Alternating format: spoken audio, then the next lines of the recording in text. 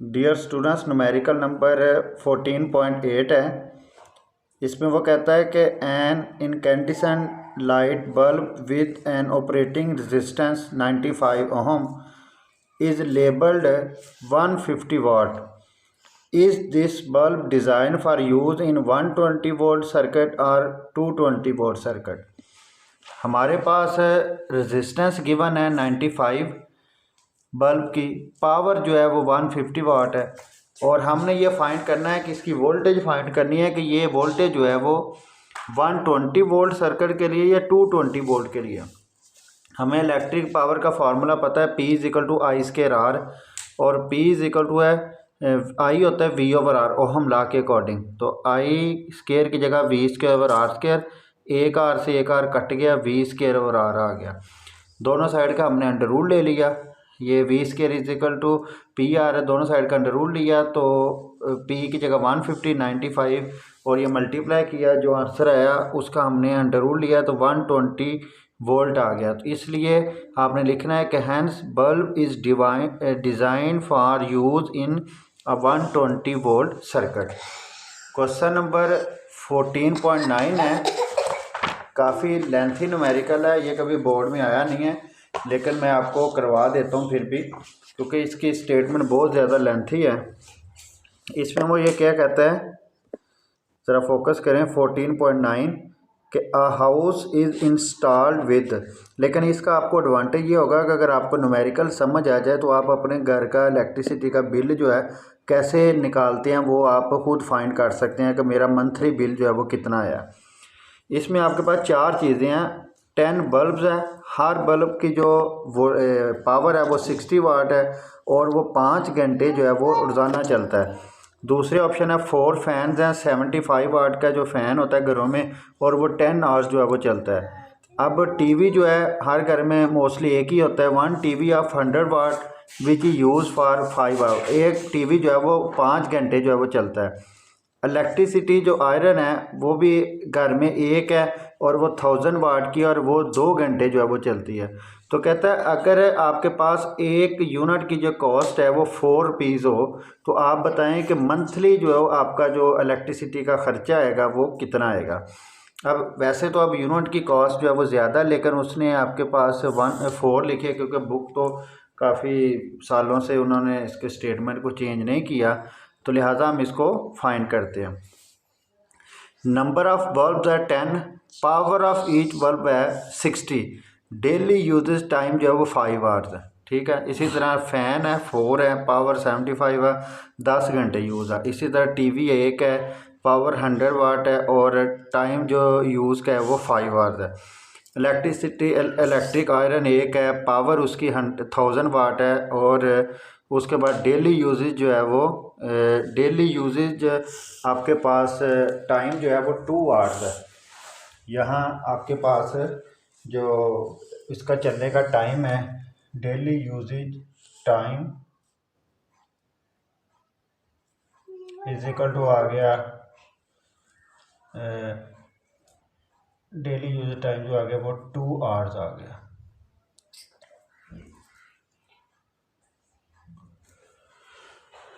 उसके बाद cost of 1 unit of electricity वो 4 रुपीज़ है। आपने मंथली एक्सपेंडिचर यानी इलेक्ट्रिसिटी ख़र्चा निकालना है कितना होगा। इसके हमने पार्ट किए हैं। पहला पार्ट है for bulb monthly usage time जो है वो 30 से मल्टीप्लाई कर दे, डेली तो 5 है घंटे, तो 30 से मल्टीप्लाई करेंगे तो 150 आवर्स आ जाएंगे। पावर ऑफ बल्ब जो है वो 10 बल्ब, एक बल्ब की पावर 60 वाट है, 10 की कितनी होगी, 10 से मल्टीप्लाई कर दे 600 वाट आ गया। नंबर ऑफ़ यूनिट्स कंज्यूम्ड, इसका फार्मूला आपने बुक में पढ़ा हुआ है कि पावर को टाइम से मल्टीप्लाई करें, 1000 पे डिवाइड करें तो यूनिट्स निकाल देते हैं। और यूनिट का जो यूनिट्स निकालने का हम यूनिट इस्तेमाल करते हैं वो आपके पास किलो वाट आ रहा है। ये एनर्जी का यूनिट आपको पता है kWh।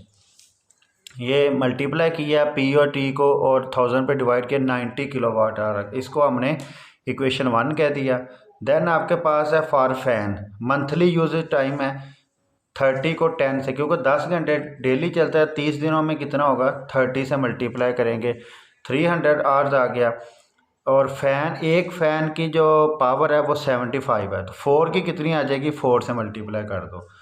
उसके बाद इसी तरह नंबर ऑफ़ यूनिट्स इसी के निकाल लिए। देन है टीवी आपके पास, टीवी जो है वो आपके पास मंथली यूज टाइम है 5 घंटे चलाते हैं, तो 30 को 5 से मल्टीप्लाई करें 150 आवर। पावर ऑफ 1 टीवी वो 100 वाट है, और नंबर ऑफ़ यूनिट निकाल दिया, पी को टी से मल्टीप्लाई करें, 1000 पे डिवाइड करें, तो वो 15 किलो वाट आवर जो है ये टीवी का आ गया। फॉर इलेक्ट्रिक आयरन आपके पास मंथली यूजेज जो होगी 30 को, क्योंकि 30 दिन होते हैं, 2 आवर्स डेली यूज़ है, तो 60 आवर्स हो गया। पावर ऑफ इलेक्ट्रिक आयरन जो है वो एक ही है, तो इसलिए 1000 वाट है, तो number of units consume P multiply T divide by 1000 kilowatt hour, और ये कैलकुलेट किया तो 60 आ गया। अब हमारे पास जो 3 इक्वेशन पहले लिखी हैं 1 2 3 और ये 4 इक्वेशन, और total number of units consume in सबको ऐड कर दें, 250 यूनिट्स आ गए। तो कॉस्ट ऑफ 1 यूनिट जो है वो 4 रुपीज़ है, तो टोटल कॉस्ट ऑफ इलेक्ट्रिसिटी आ गई 250 यूनिट्स को 4 से मल्टीप्लाई कर दें तो 1020, यानी 1020 रुपये बिल आ गया। तो अब तो इतने यूनिट्स का जो है बहुत ज़्यादा बिल आएगा, लेकिन ये पहले की बात हो रही है। Question number 14.10, 100 watt lamp bulb and 4 kilowatt water heater are connected to 250 volt supply. Calculate current which flows in each appliance, resistance of each appliance when in use. ये न्यूमेरिकल हमारे पास पावर ऑफ लैंप जो है उसको मैंने P1 कह दिया 100 वाट है, power of water heater उसको P2 कह दिया 4 किलो वाट है, और किलो का मतलब 1000 है, तो 4000 वाट आ गई। वोल्टेज सप्लाई जो है वो for both lamp and water heater वो सेम है, 250 वोल्ट है। हमने फाइंड क्या करना है, करंट फ्लो इन लैंप उसको I1 कह दिया, current flow in water heater उसको I2 कह दिया, और रेजिस्टेंस ऑफ लैंप उसको मैंने R1 कह दिया, और रेजिस्टेंस ऑफ वाटर इसको R2 कह दिया। ये हमने पीछे फार्मूला पढ़ा P इजिकल टू VI, तो I इजिकल टू आ जाएगा P/V, तो I1 और P1/V आ जाएगा डिवाइड के। इसी तरह I2 P2/V, इसी तरह ये ओहम लॉ यूज़ किया, R1 is equal to V/R1 I1, और इसी तरह R2 इजिकल टू V/I2, और रेजिस्टेंस का यूनिट ओहम है और करंट का यूनिट जो है वो एम्पेयर है।